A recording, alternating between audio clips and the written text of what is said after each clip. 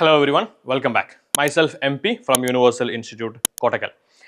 നമ്മൾ ഇന്ന് ഡിസ്കസ് ചെയ്യുന്നത് നമുക്കറിയാം ജനുവരിയിലാണ് ഫസ്റ്റ് JEE മെയിൻസിൻ്റെ സെഷൻ 1 വരുന്നത്. കഴിഞ്ഞ വർഷവും ജനുവരിയിലും ഏപ്രിലായിട്ടാണ് സെഷൻ 1 സെഷൻ 2 നടന്നത്.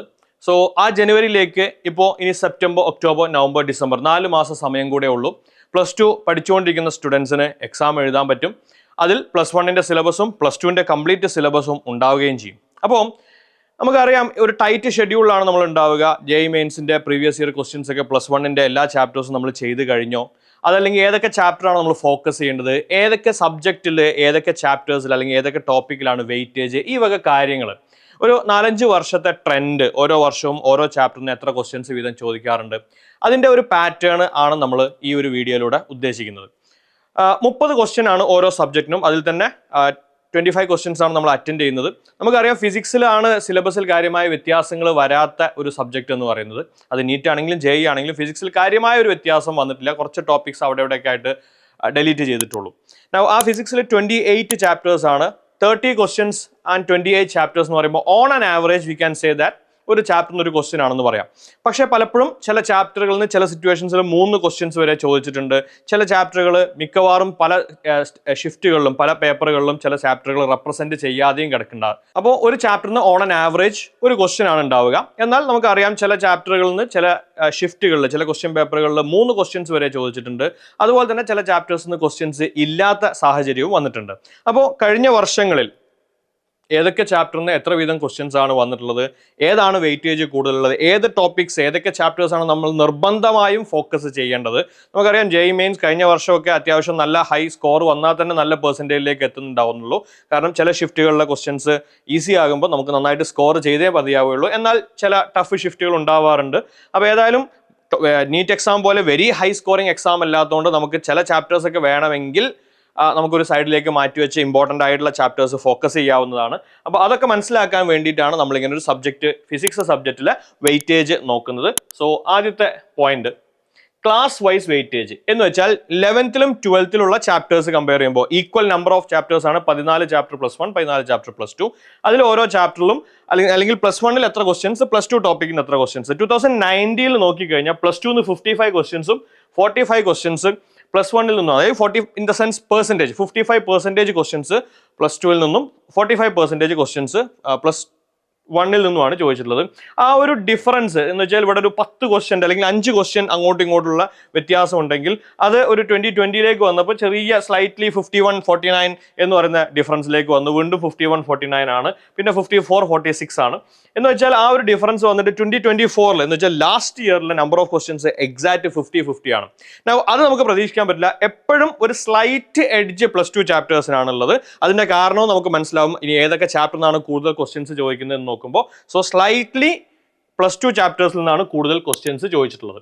നമുക്ക് എത്ര എക്സ്പെക്ട് ചെയ്യാന്ന് ചോദിച്ചു കഴിഞ്ഞാൽ ഒരു 55% 55% +2 ടോപ്പിക്സ് അല്ലെങ്കിൽ +2 ക്വസ്റ്റ്യൻസും 45% +1 ക്വസ്റ്റ്യൻസും നമുക്ക് എക്സ്പെക്ട് ചെയ്യാം.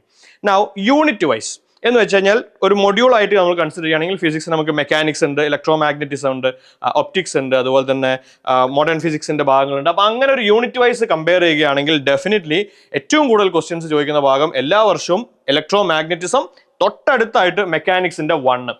സോ അതിന്റെ നമ്പർ ഓഫ് ക്വസ്റ്റ്യൻസിന്റെ ഒരു പാറ്റേൺ നോക്കിക്കഴിഞ്ഞാൽ പെർസെൻറ്റേജ് ഓഫ് ക്വസ്റ്റ്യൻസ് ആണ് കേട്ടോ.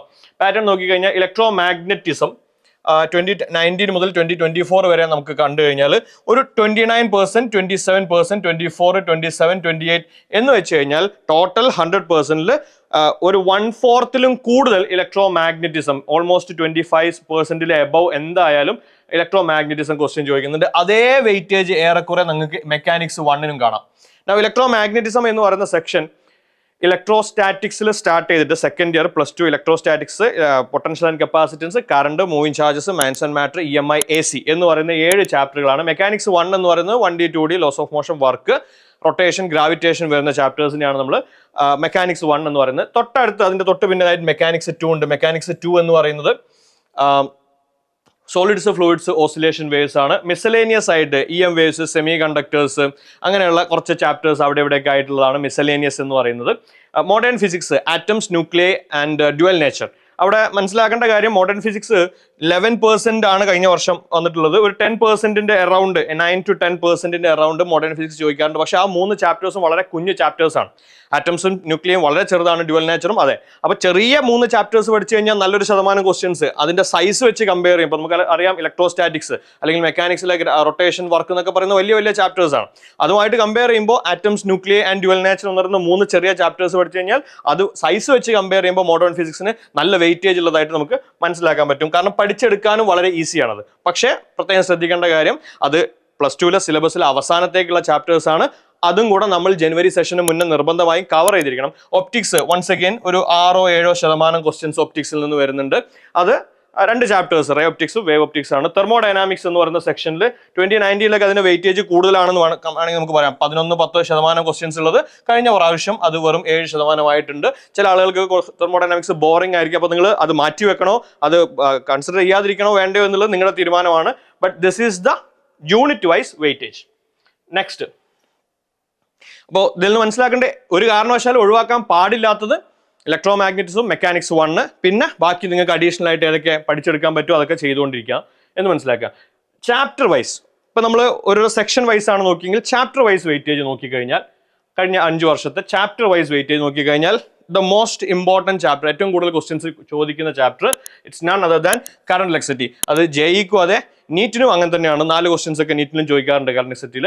നൗ ഇലക്ട്രോ മാഗ്നറ്റിസം ആണ് ഏറ്റവും കൂടുതൽ ക്വസ്റ്റ്യൻസ് ചോദിക്കുന്നത്. ആ സെക്ഷനിൽ നമുക്ക് ഈ കാണുന്ന നമ്പർ ഓരോ വർഷവും എത്ര ഷിഫ്റ്റുകൾ ഉണ്ടായിരുന്നു. ഇപ്പൊ 2019 16 ഷിഫ്റ്റുകളാണ്, 2020 16 ഷിഫ്റ്റുകളാണ്. കഴിഞ്ഞ വർഷം നമുക്കറിയാം ജനുവരി ഏപ്രിലും കൂടെ 10 കൂടെ ആയിട്ട് 20 ഷിഫ്റ്റുകളാണ്. ആ 20 ഷിഫ്റ്റിലും കൂടെ ആയിട്ട് കറണ്ട് ഇലക്ട്രിസിറ്റിയിൽ നിന്ന് 47 ക്വസ്റ്റ്യൻ ചോദിച്ചിട്ടുണ്ട്. എന്ന് വെച്ചാൽ ഒരു ക്വസ്റ്റ്യൻ പേപ്പറിൽ 2 ക്വസ്റ്റ്യനിൽ കൂടുതൽ പലപ്പോഴും കറണ്ട് ഇലക്ട്രിസിറ്റിയിൽ നിന്ന് ഉണ്ടായിട്ടുണ്ട്.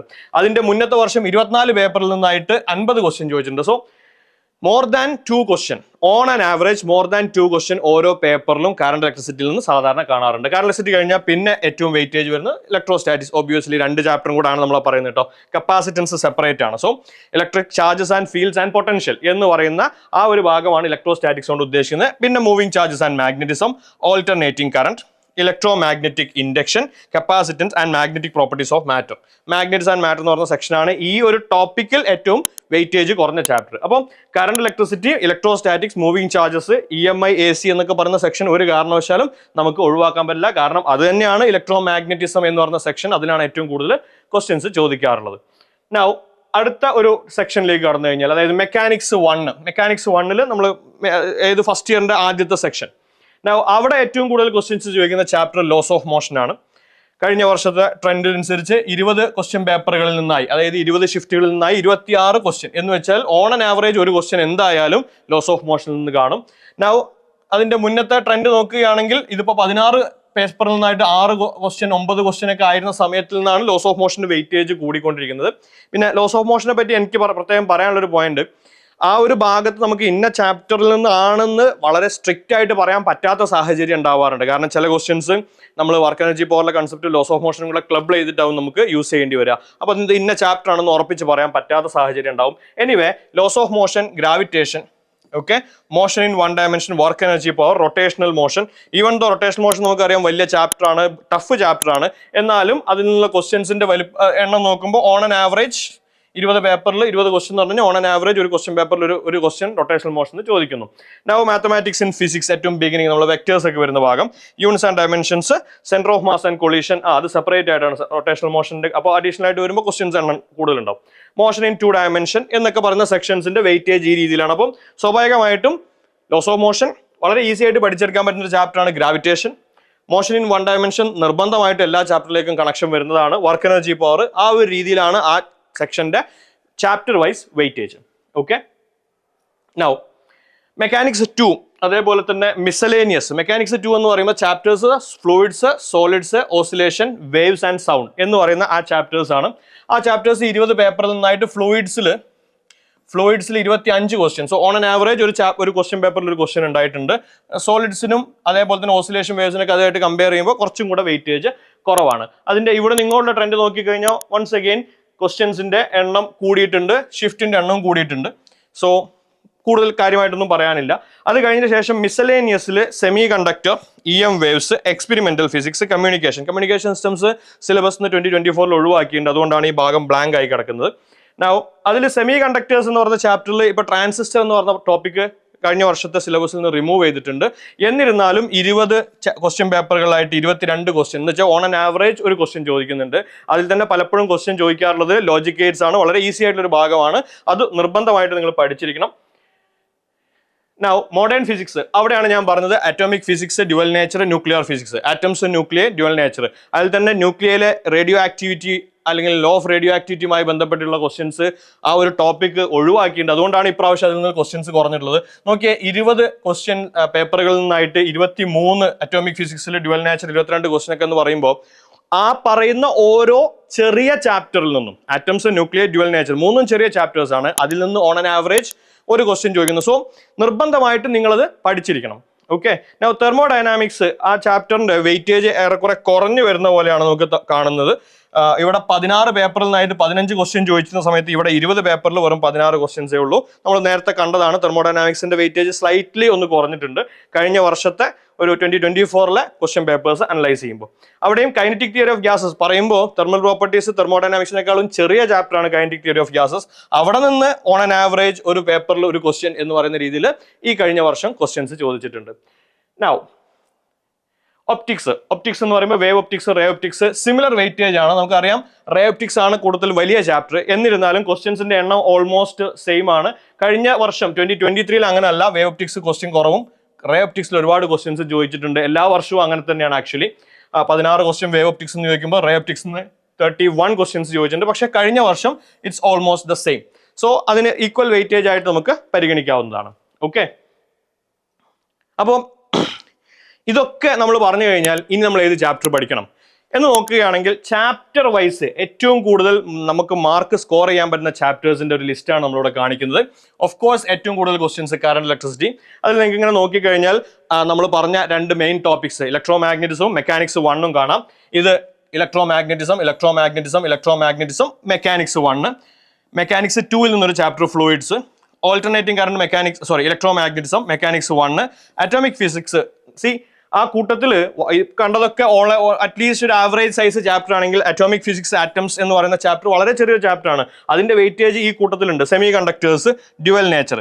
സോ സെമി കണ്ടക്ടേഴ്സും മിസലേനിയസിൽ കൊണ്ടുവന്നിരുന്നു. ഡ്യുവൽ നേച്ചറും അറ്റോമിക് ഫിസിക്സും നമ്മുടെ മോഡേൺ ഫിസിക്സിൽ വരുന്ന ഭാഗമാണ്. അപ്പോൾ അങ്ങനെയുള്ള ചെറിയ ചാപ്റ്റേഴ്സ് പോലും ഈ ഒരു ലിസ്റ്റിലുണ്ട്. അതേസമയം വലിയ ചാപ്റ്റേഴ്സ് ഇപ്പോൾ വർക്ക് എനർജി പോലൊക്കെ വളരെ താഴെയാണ് കിടക്കുന്നത്. റൊട്ടേഷൻ മോഷനൊക്കെ അതുപോലെ വളരെ താഴെയാണ് കിടക്കുന്നത്. അപ്പോൾ അതൊക്കെ നിങ്ങൾ മനസ്സിലാക്കിക്കൊണ്ട് നിങ്ങൾക്ക് ഏതൊക്കെ ചാപ്റ്റേഴ്സ് നിങ്ങൾ പഠിക്കണം എന്ന് തീരുമാനിക്കുക. അല്ലെങ്കിൽ എല്ലാ ചാപ്റ്ററും പഠിക്കുന്നവർ തീർച്ചയായും അങ്ങനെ തന്നെ ചെയ്യാം. ഈ പറയുന്ന ഇപ്പോൾ നമ്മൾ ടോട്ടൽ 28 ചാപ്റ്റേഴ്സ് പറഞ്ഞതിൽ 16 ചാപ്റ്റേഴ്സ് കവർ ചെയ്താൽ തന്നെ you can get almost 75 out of 100. അതായത് ഫിസിക്സിന്റെ ടോട്ടൽ സ്കോർ 100 ആണ്. അതിലൊരു 75 മാർക്ക് സ്കോർ ചെയ്യാൻ, അതായത് 75% മാർക്ക് സ്കോർ ചെയ്യാൻ നമ്മൾ ഓൾമോസ്റ്റ് ഒരു 50% ചാപ്റ്റേഴ്സ് പഠിച്ചാൽ മതി. കാരണം 28ന് 50% എന്ന് പറയുമ്പോൾ 14 ചാപ്റ്റേഴ്സ്. ആ 16 ചാപ്റ്റേഴ്സ് പഠിച്ചു കഴിഞ്ഞാൽ you can score almost 75% mark in physics. ഇനി ഇങ്ങനെയൊക്കെ പറയുമ്പോഴും കറണ്ട് ഇലക്ട്രിസിറ്റിയിൽ നിന്ന് ക്വസ്റ്റ്യൻസിന്റെ എണ്ണം കുറഞ്ഞ ഷിഫ്റ്റുകൾ ഉണ്ടായിട്ടുണ്ട്. നമ്മൾ ഏത് ഷിഫ്റ്റിലാണ് പെട്ടുപോകുന്നത് എന്ന് പറയാൻ സാധ്യമല്ല. സോ ചാപ്റ്റേഴ്സിൽ ഈ പറയുന്ന വെയിറ്റേജ് യൂണിഫോം അല്ല. കറണ്ട് ഇലക്ട്രിസിറ്റി അതിൽ ജനുവരി 2024 സെഷൻ ഷിഫ്റ്റ് 1 27 ജനുവരി 27 ഷിഫ്റ്റ് 1 ക്വസ്റ്റ്യൻസ് 2, 3 അടുത്തടുത്ത ഷിഫ്റ്റുകളിൽ പോയിട്ട് ഒരു ക്വസ്റ്റ്യൻ മാത്രം ചോദിച്ച ഷിഫ്റ്റ് ഉണ്ടായിട്ടുണ്ട്. ഓക്കെ, അതേസമയം ഇവിടെ നോക്കണേ, റേ ഒപ്റ്റിക്സിൽ നമ്മൾ പറഞ്ഞു ഓൺ ആൻ ആവറേജ് ഒരു ക്വസ്റ്റ്യൻ ആണ് ചോദിക്കുന്നത്. On an average ray optics നിന്ന് ക്വസ്റ്റ്യൻസ് ചോദിക്കാത്ത ഷിഫ്റ്റ്, അതേസമയം റേ ഒപ്റ്റിക്സ് നിന്ന് 3 ക്വസ്റ്റ്യൻസ് ചോദിക്കുന്ന ഷിഫ്റ്റ്.